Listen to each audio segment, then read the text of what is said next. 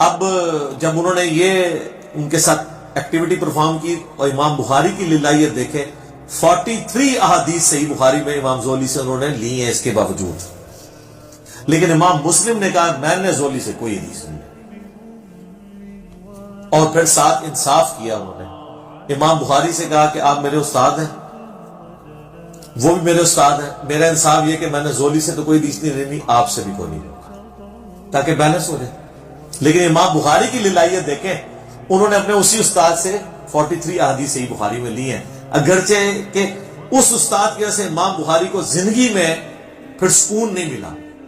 یہاں سے بخارا گئے تو پھر وہاں پہ بھی پہنچ گئے وہ لوگ، انہوں نے کہا کہ یہ تو گمراہ ہو گیا،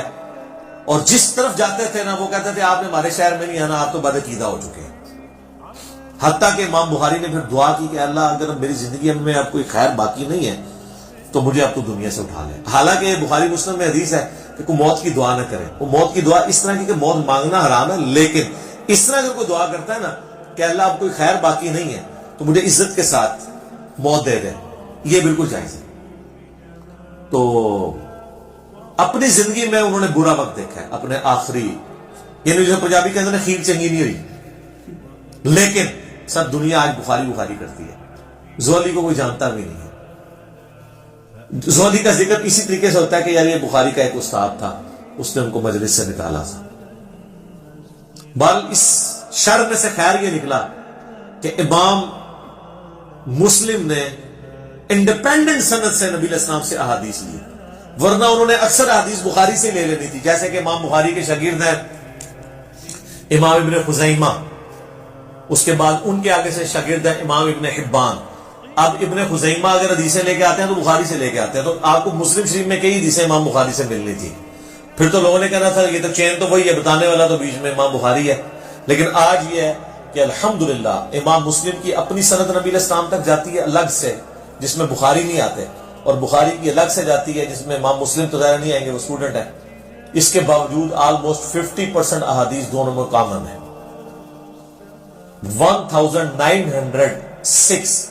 1906 احادیث بخاری مسلم میں کامن ہے، جو الگ سے عرب سکولر نے کتاب لکھی ہے اللؤلؤ والمرجان، جو قرآن میں ہے نا دو موتی ہیں، تو انہوں نے کہا ایک موتی بخاری ایک مسلم، وہ ایک جگہ جمع کر دی انہوں نے، اردو میں بھی اس کی ٹرانسلیشن ہو کے آ چکی ہے۔ اور ویسے اگر آپ کنٹینیوس نمبرنگ دیکھیں تو بخاری میں 7563 احادیث ہیں اور مسلم میں بھی 7563 ہے۔ یہ انہوں نے آنر کیا، دونوں کی نمبرنگ اس طرح جسٹ یہ برابر ہے، اور اس میں تکرار اگر نکال دینا جو ریپیٹیشن ہے تو بخاری میں آلموسٹ 4000 ہے، مسلم میں بھی 4000 ہے، تو 4000 ہے اور دونوں میں کامن آلموسٹ 1906، 50% احادیث آلموسٹ کامن ہے۔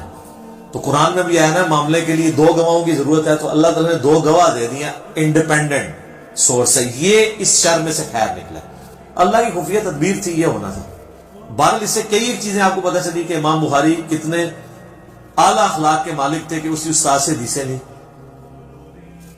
امام مسلم کتنی احتیاط کرنے والے تھے کہ انہوں نے کہا میں نے اگر ایک استاد سے اختلاف کیا، دوسرے سے ایک مسئلے میں اختلاف ہوا ہے نا، انہوں نے اس استاد کو 0 سے ملٹیپلائی نہیں کیا، عزت اسی کی عزت کی وجہ سے بخاری سے بھی حدیثیں نہیں لی، یہ نہیں کہا کہ گمراہ کہہ دیا۔ اعلیٰ ظرفی کا مظاہرہ کیا امام بخاری نے، امام مسلم نے بھی، اور الحمدللہ آج ہمارے پاس دونوں ذخیرے احادیث موجود ہیں،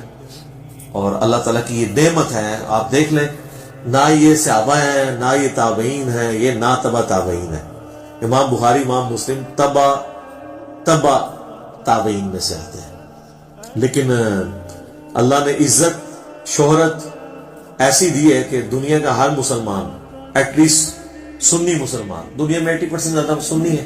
ایون شیعہ بھی جانتے ہیں کہ یہ کتاب ہے، قرآن کے بعد افضل ترین 2 کتابیں بخاری اور مسلم ہیں۔ تو اور یہ چیز ہے کہ آپ اپنی لیگیسی چھوڑ سکتے ہیں، آپ صحابی نہیں بھی ہیں، اگر آپ دین کے لیے تڑپ شو کرتے ہیں اللہ تعالیٰ آپ کو اٹھا سکتا ہے، اور آج دیکھیں ان کا نام زندہ ہے۔